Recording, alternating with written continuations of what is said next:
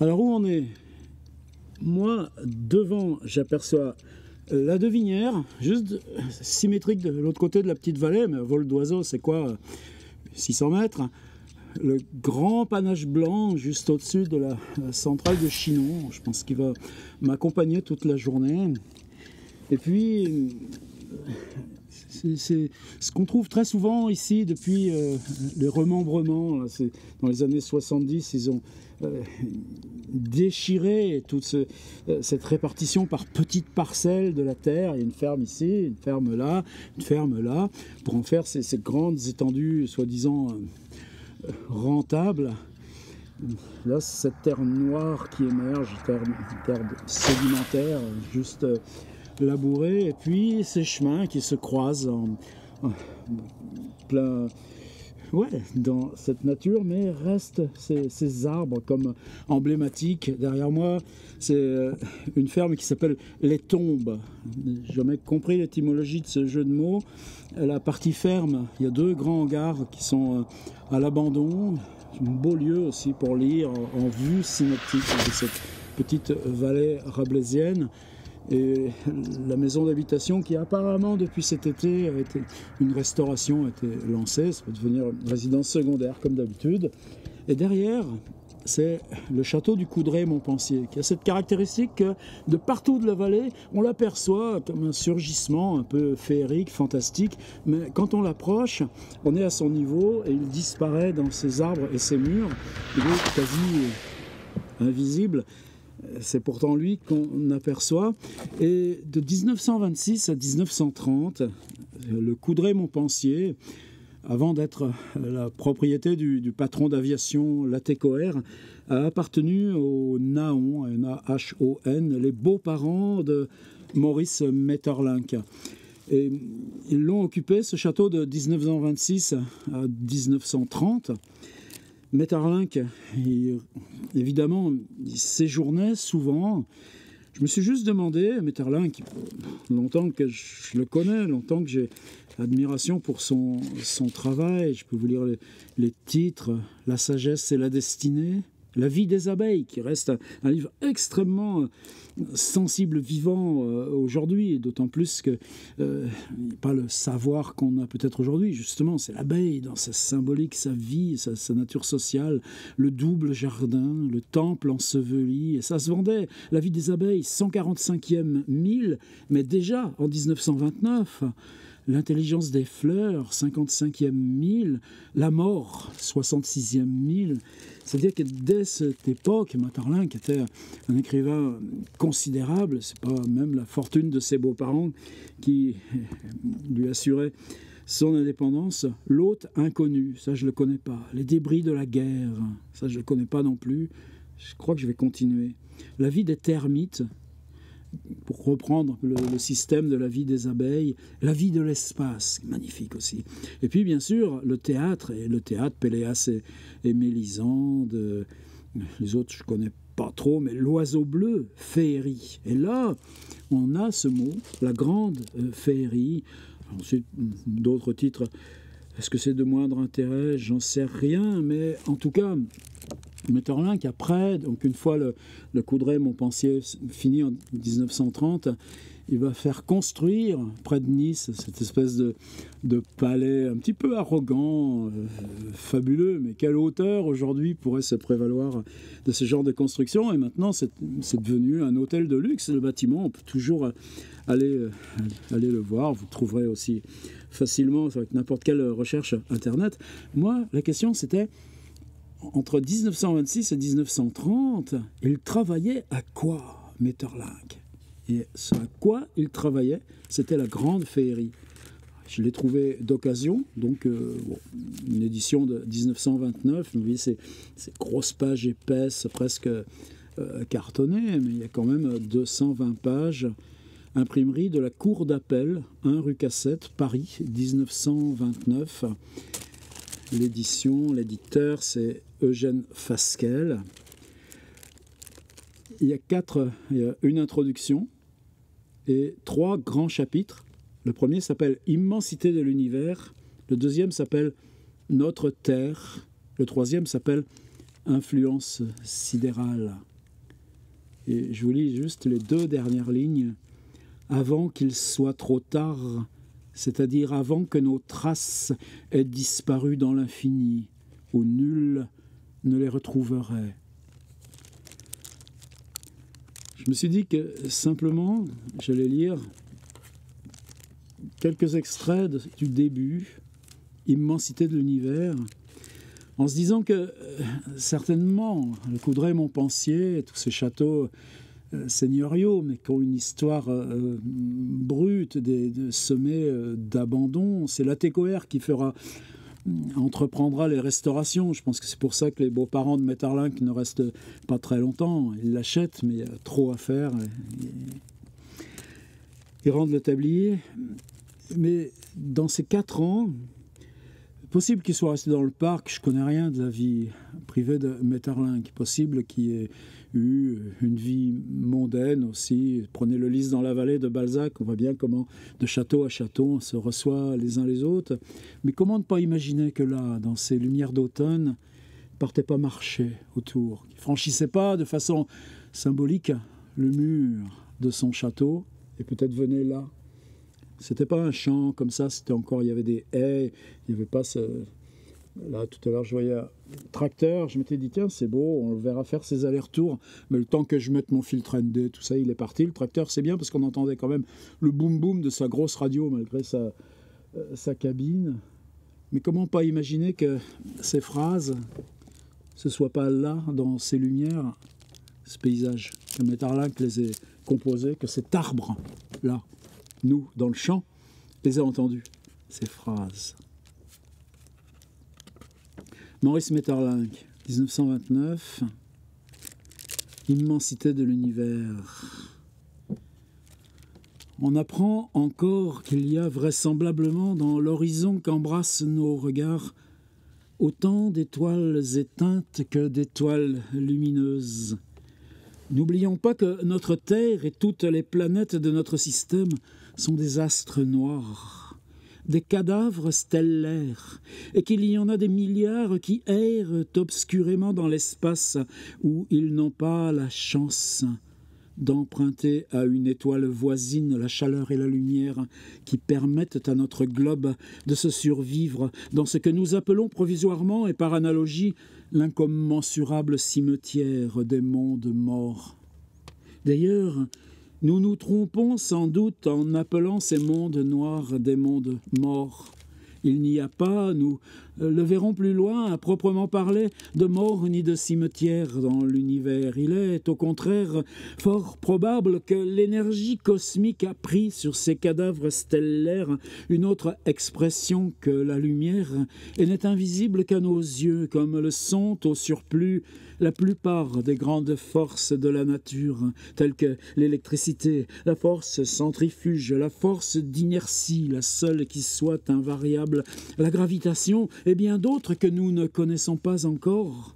Il y a certainement bien plus de radiations obscures que de radiations lumineuses, et ces mondes défunts sont peut-être aussi vivants, aussi actifs, aussi peuplés, aussi habitables que les autres, mais sous des formes inaccessibles à nos sens.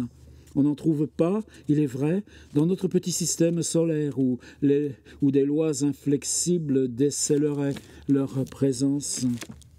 Mais dans notre système stellaire, où les calculs sont encore incertains, ils abondent peut-être, et il n'est pas dit que les mystérieuses nébuleuses sombres récemment découvertes par Barnard, qui forment d'immenses abîmes de ténèbres parmi des océans de lumière, ne soient pas d'incommensurables amas de mondes analogues, mais si loin que portent nos télescopes, qui aujourd'hui fouillent le firmament à plus d'1 million d'années-lumière. Tout ce qu'ils y découvrent n'est évidemment rien au prix de ce qui existe. Si nos astronomes posaient leurs plus puissantes lunettes sur l'étoile la plus éloignée, du haut de cette étoile, ils apercevraient autant d'astres nouveaux que nous en apercevons d'ici bas. et tout serait à recommencer, de relais d'étoiles en relais d'étoiles, jusque à la consommation de temps qui ne seront jamais consommés. Il est vrai que les astronomes constatent que les étoiles sont de moins en moins nombreuses à mesure que s'étendent les investigations de leurs télescopes. Ils en infèrent qu'à partir d'un certain point, l'infini n'est peut-être plus qu'un désert vide de tout monde. Ne serait-ce pas plutôt parce qu'à mesure que leurs télescopes pénètrent plus avant, il faut que les étoiles soient de plus en plus énormes pour qu'ils puissent les apercevoir? Tenons compte également de la perte que subit la lumière en passant à travers les 3 lentilles de la lunette, de ce qui en est absorbé par d'énormes espaces assombris par les nébuleuses noires, et enfin des signes de fatigue qu'elle manifeste après un voyage de 100 millions d'années à la vitesse de 300 000 km par seconde, quand nos télescopes n'aperçoivent plus rien. Il serait téméraire d'affirmer qu'il n'y a plus rien. Afin de mettre un peu d'ordre dans notre contemplation, partons de notre système solaire, dont l'astre le plus proche, la Lune, est à 384 000 km de la Terre, et Neptune, le plus éloigné, eh oui, il n'était pas au courant de Pluton, pourtant découverte de 1925, à 4 460 millions de kilomètres. Voilà notre monde, le petit coin de ciel qui nous est familier et qui ne représente qu'un point insignifiant dans l'univers tout autour, après un bond prodigieux dans l'espace, des distances qui ne se chiffrent plus par kilomètre, mais par année-lumière ou par parsec. Commence le règne des étoiles, dont la plus lointaine se trouve à 100 millions d'années-lumière, ce qui nous donne un nombre de kilomètres que nos chiffres n'atteignent plus qu'avec peine. J'émets de milliards de ces étoiles, mais en général plus éloignées que la plupart d'entre elles, s'étend ce qu'on appelle notre système galactique, qui comprend notre incommensurable Voie lactée d'un diamètre de 300 000 années-lumière, un nombre encore insuffisamment déterminé, mais qui avoisine le million de nébuleuses irrégulières et planétaires. Par-delà ce système qui se déplace en bloc à la vitesse de 650 km à la seconde vers un point de la voûte céleste situé dans la direction du Capricorne, se trouvent les nébuleuses extragalactiques qui ne suivent pas ce mouvement, notamment les nébuleuses spirales qui forment des univers indépendants de notre système et probablement aussi vastes que lui. La plus lointaine de ces nébuleuses, d'après le docteur Hubble, avant que Hubble devienne le nom de télescope, peut-être vous n'entendrez pas les cloches de Seuilly, est située à 140 millions d'années-lumière. C'est, soit dit en passant, la plus grande distance que l'astronomie ait atteinte. Dans l'espace qui nous en sépare, d'après le même docteur Hubble, se trouveraient 2 millions de nébuleuses. Les astronomes ne sont pas entièrement d'accord sur les limites qui séparent le système galactique du système extragalactique. Il en est, par exemple, qui se demandent si les fameuses nuées de Magellan, vous voyez comme les noms de découvreurs peuvent rebondir à mesure que s'étend notre connaissance, malgré notre misère et ce qu'on en fait, ne sont pas des lambeaux détachés de notre Voie lactée. Pour donner une idée de l'importance de ces nuées, il suffira de dire que dans une seule nébuleuse du grand nuage, qui en compte des centaines, se trouve une agglomération de 300 000 soleils. À l'heure actuelle, affirme Shapley, n'importe quel univers extérieur à notre système doit être comparé à un système galactique d'un diamètre dépassant probablement les 300 000 années-lumière. Plus avant dans l'espace, plus haut ou plus bas, selon notre position sur le globe, c'est l'inexploré, l'inaccessible au télescope, et presque inévitablement, d'autres univers qui se succèdent, tout se superpose à l'infini. Voilà, je saute quelques pages, juste pour vous donner appétit simplement. Nous arrivons ainsi à la grande question qui, depuis les théories d'Einstein, inquiète tous ceux qui s'occupent de l'espace et du temps. L'univers est-il infini? Vous savez, la réponse de Stephen Hawking, 50 ans plus tard. L'univers est un espace fermé, sans bord ni frontières. Et vous voyez comment ces questions peuvent résonner? Il faut qu'on aille voir de plus près comment Rabelais, lui, s'imaginait le ciel. Autrefois, quand l'univers portait le nom de Dieu, elle ne venait même pas à l'esprit. Bien qu'on ne conçût pas mieux aujourd'hui ce qu'est l'infini, on ne pouvait concevoir un Dieu qui ne fût pas infini. Maintenant que l'entité chargée de représenter la grande énigme a simplement changé de nom et s'appelle univers, on soutient que l'infini ne peut exister et on lui substitue l'indéfini, c'est-à-dire le fini ajouté sans cesse au fini, qui n'est au fond que de l'infini sur un théâtre humain, avec des acteurs plus petits, lignes, volumes, chiffres, qui évoluent un moment sous nos yeux, mais qui, eux aussi, disparaissent bientôt dans l'abîme sans fond auquel ils appartiennent, comme tout ce qui existe. Néanmoins, comme ils nous sont familiers, que nous pouvons les appeler par leur nom, nous nous imaginons volontiers que nous comprenons mieux ce qu'ils représentent, qui pourtant n'est autre chose que le même infini, vu par une petite fente. Afin d'échapper à l'infini pur et simple, à l'infini sans restriction, on nous apprend que l'univers est une sphère finie, mais sans bord ou sans limite. Tiens donc, voyez cette phrase de Stephen Hawking, est une sphère finie. Et merde, elle était déjà là en 1929.